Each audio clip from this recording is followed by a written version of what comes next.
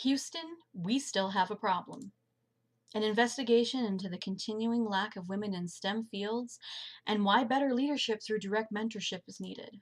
Amanda L. Costandine, Asheville Buncombe Technical Community College. Hello, I'm going to be talking to you a little bit about the continuing problem with women in STEM.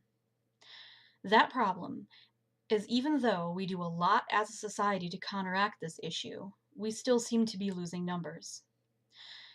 We need to think about why this is still happening and what problems we have as a society that is still making it hard for women to enter and stay in STEM. We may have to look at what we are currently doing and perhaps think about what we can do to help boost our efforts overall. And we're going to be talking about all of that in just a little bit. First off, what is STEM? I know all of you listening probably know what STEM stands for, but just in case, I'm going to go over it anyways. STEM is an acronym that stands for and is commonly used in reference to education and/or careers relating to science, technology, engineering, and mathematics. Just so that there's no confusion moving forward, because I'm going to be using this term a lot, and saying the whole thing over and over again is going to get really tiring for me, and honestly, probably pretty boring for you. So, moving on. Just for fun, do you know who any of these historical women in STEM are? I know it seems kind of random, but I have a point, I promise. Let's start with the first on the left, because it's a little bit of a cheat, as her name is there. But do you know what she was? She was the very first computer programmer. What about the lovely woman in the middle? That's Emily Warren Roebling, engineer on the Brooklyn Bridge. And what about the woman on the far right?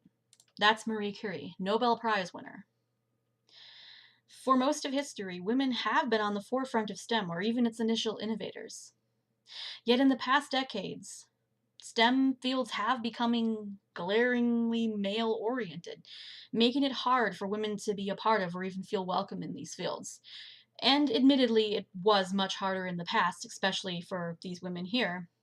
But this is a new millennium, and this should be less and less of a problem, not more and more. So let's talk about what we are doing right now to help solve the issue of gender inequity in STEM. We have a society have created lots of programs, both in school and outside, for young girls as well as adults, to help keep the numbers of women in STEM up and rising. We are fortunate enough at AV Tech to have the Women in Technology program, which helps women in STEM on our campus feel supported and not nearly as isolated as they would be without. This is just one example out of the many programs that do exist, and I have no doubt that without this type of aid throughout the country and the world, the numbers of women in entering STEM would be dropping much lower than it already is. That being said, there still is an issue, as the numbers are still on a slow decline over time. So you might be asking yourself, well, how do we know that there's still a problem? I know I just said that the numbers are declining, but how do we really know that there's still a problem? Well, I'm going to sound completely and terribly cliche here, but the numbers don't lie. This chart is a representation of some of the data from the National Student Clearinghouse's Research Center's 10-year study into the gender distribution of bachelor's degrees in STEM. From this chart, we can see that women in the STEM bachelor's programs have fallen in every section. And it may seem like little tiny small amounts, and you can see that some of them are 3%, 2%, 1%. But a loss is still a loss, and even that small percentage still represents hundreds, maybe even thousands of women rejecting STEM as a career path over time. And on a side note, you can also see from this chart that over the 10-year period of the study, while the women in STEM were declining, all of the men in STEM were actually increasing. Just something to think about. These statistics are a very clear indication that despite our efforts into programs and policies for women in STEM, the numbers are still declining. So, let's gain some insight into our own experiences in STEM. Knowing how we each feel personally can be a sort of gauge for us of how we think about issues as a society. So, if you are a woman in STEM or field or career path, I want you to think about how very few women there were during your education and or your career after. How did that make you feel? Like, did you feel alone and unsupported? Did you feel that you had little or no guidance? Did you honestly feel like you had to work harder to prove yourself? Now, if you are a man in a STEM field or career path, I want you to think about how you felt during your education and or your subsequent career path. Did you feel isolated? Or did you feel supported and confident, like you were where you belonged? Now, again, to the men, I want you to reflect on how you felt about the undoubtedly small number of women in your education and or your field after. Did you wish there was more of a gender balance, or did you honestly like having more men around? Did you feel you might be missing out on certain points of view because there really weren't that many women around? In your interactions with your classmates and coworkers, did you feel like the women around you contributed just as much as you did? Did you see or feel that maybe it was harder for them to excel and receive recognition for their work? Or honestly, did you feel like they didn't belong? How you answer those questions internally can help you to understand how people and yourself might still feel towards the issue, and can also help you to understand why this is still an ongoing issue and why we need to figure out what we can do more to change it and how we can grow as a society. So, thinking on how you answered or felt about those last questions posed to you in the previous section may give you some insight into why we are still having trouble solving this issue for good.